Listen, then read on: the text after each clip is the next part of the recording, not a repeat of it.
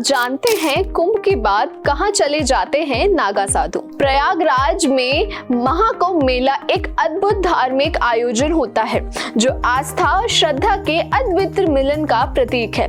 इस बार महाकुंभ 2025 का आयोजन 13 जनवरी से 26 फरवरी तक हो रहा है और इस समय के बीच लाखों श्रद्धालु संगम में स्नान करने आते हैं।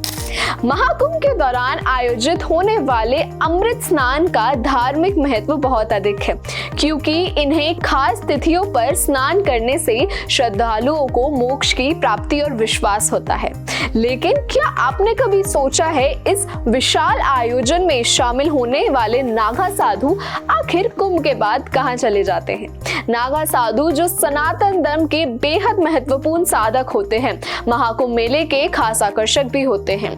ये साधु अक्सर निर्वस्त्र रहते हैं और इनका बिना कपड़ों के रहना इस बात का प्रतीक है कि उन्होंने दुनियावी सुख साध्वी और मोह माया को पूरी तरह त्याग दिया है। वे गंगा, यमुना और सरस्वती के संगम में स्नान कर अपनी साधना को और भी शक्तिशाली बनाते हैं। उनका जीवन तप, साधना और मोक्ष के उद्देश्यों से समर्पित होता है।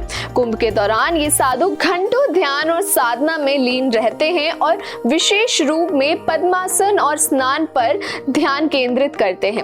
लेकिन सवाल ये उठता है कि कुंभ के बाद साधु कहां चले जाते हैं? इस बारे में एक दिलचस्प तथ्य ये है कि कुंभ के बाद ये साधु वापस अपनी तपस्या की ओर लौट जाते हैं।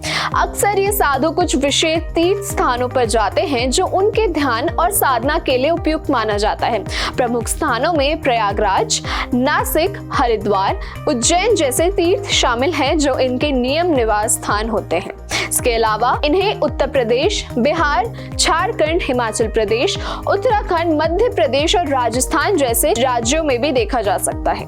इन साधुओं की एक खास बात ये होती है कि इन्हें सार्वजनिक स्थान पर कम ही देखा जा सकता है, क्योंकि ये साधारण एकत्रित रहकर तपस्या में ध्यान को जारी रखना पसंद करते हैं। नागा साधु भगवान शिव के अनुयायी भक्त होते हैं और उनकी जीवन शिव के साथ गहरे संबंध और प्रतीक को दिखाता है। कुंभ मेले में इन साधुओं का एक साथ आना एक विशेष धार्मिक अवसर होता है, जहां वे दीक्षा लेते हैं और फिर अपनी साधना के रास्ते पर वापस लौट जाते हैं। कुंभ के दौरान एक साथ लाखों साधु और श्रद्धालु मिलकर ये अद्वितीय अवसर पर हिस्सा बनते हैं।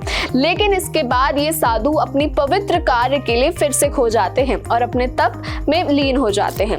कुल मिलाकर महाकुंभ मेले ने केवल श्रद्धा और आस्था का उत्सव है, बल्कि ये साधना और तप की शक्ति का भी एक अनोखा अनुभव है, जिसमें नागा साधु अपने जीवन की सर्वोच्च साधना की ओर अग्रसर रहते हैं।